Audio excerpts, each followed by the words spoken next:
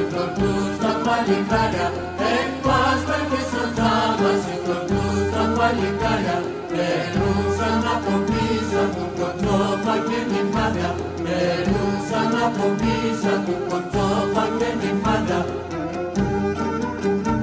Αρακάξαν και τα πέτεινα ρακούξαν, κατά τα σκυλοκόρητσαν από τη συντερούξαν, για μονόσαν το παϊτούξαν. Άρα έξπωσε καλόνεν, καλόνεν, καλόνεν, άρα έξπωσε καλόνεν, καλόνεν, καλόνεν. Αλόγι παγωσό παρταρκαλόγι παρκαρεύω, αλόγι παγωσό παρταρκαλόγι παρκαρεύω, αλόγι λέγω και γελώ κι αλόγι μας χαρεύω, αλόγι λέγω και γελώ κι αλόγι μας χαρεύω. Αρακάξαν και τα πέτεινα ρακούξαν, κατά τα σκυλοκόρητσαν από τη συμμερούξαν, για μονόσαν το παϊτούξαν.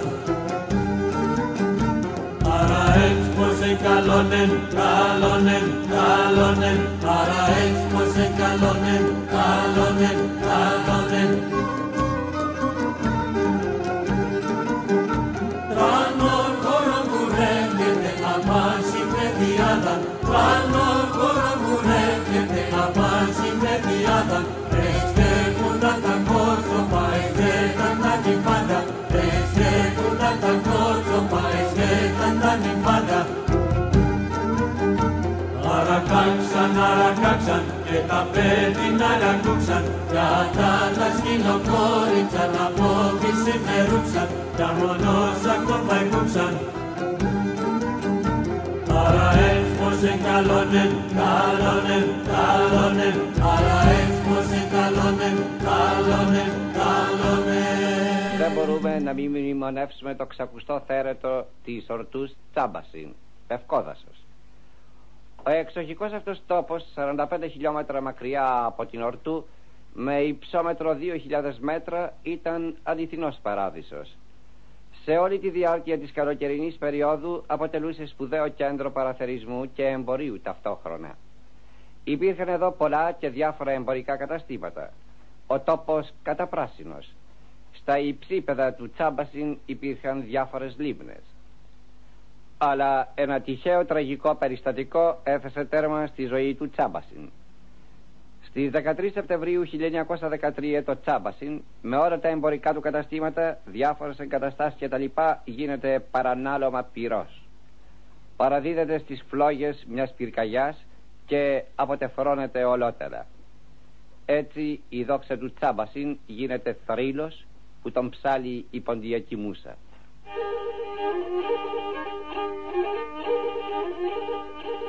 Τρανών γιαγκούν στο Τσάμπασιν, σπίτε κι θα απομένε.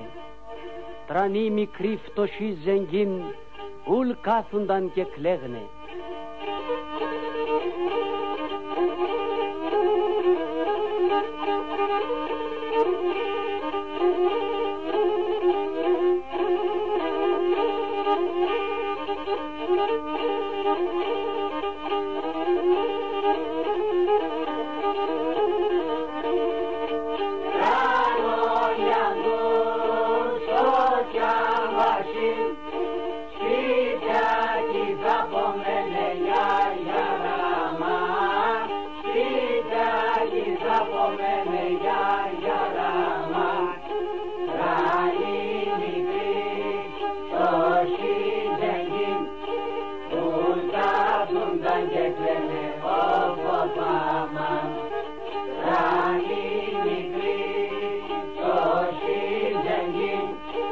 Ουρκάζουν